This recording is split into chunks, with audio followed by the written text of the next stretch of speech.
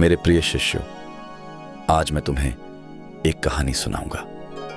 एक ब्राह्मण की कहानी जो लोगों की बातों में आकर अपनी ही आंखों पर संदेह करने लगा। एक दिन उसे एक पवित्र अनुष्ठान करने के उपहार में एक बकरी मिली।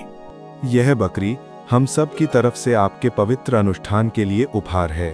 धन्यवाद मेरे भाई बहनों, भगवान तुम सबको सुखी रखे। शुभ आशीर्वाद देते हुए ब्राह्मण आगे बढ़ गया।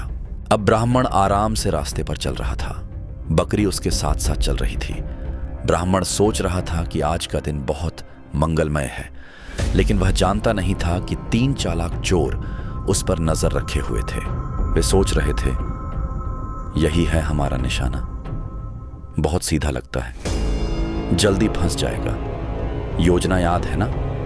एक एक करके इसे भ्रमित करना है। तीनों रास्ते पर जाकर उसे धोखा देने के लिए तैयार हो जाते हैं। अरे ब्राह्मण जी, आप कुत्ते को क्यों ले जा रहे हो? कुत्ता नहीं, बकरी है।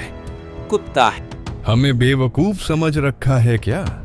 ब्राह्मण हैरान था, पर उसने अपने मन को समझाया। शायद इस आदमी को असलियत दिखाई ही नहीं दी, पर कहीं मैं ही तो गलत नहीं हूं? क्या मेरी ही आंखें धोखा खा रही हैं? दूसरा चोर, अरे ब्राह्मण, इस बछड़े को कहाँ ले जा रहे हो? बछड़ा कहाँ है? बछड़ा ही है, किसी से भी पूछ लो। अब 2 लोग कह चुके थे। ब्राह्मण घबरा गया। उसके कदम धीमे पड़ गए।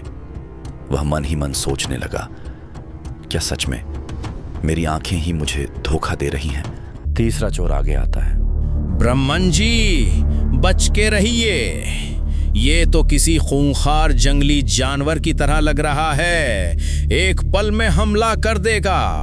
तीसरी बात सुनते ही ब्राह्मण पर डर हावी हो गया।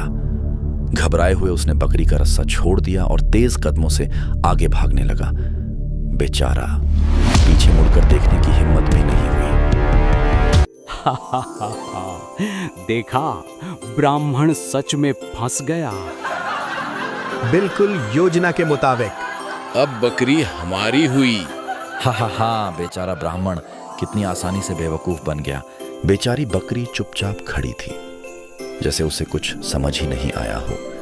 शिष्यों, ये कहानी हमें सिखाती है कि बार बार बोली गई झूठी बातें भी सच का रूप ले सकती हैं और इंसान अपनी ही आंखों पर शक करने लगता है। इसलिए जब भी कोई तुम्हें गुमराह करने की कोशिश करे, अपने विवेक, अपने निर्णय और अपनी सच्चाई पर भरोसा रखना।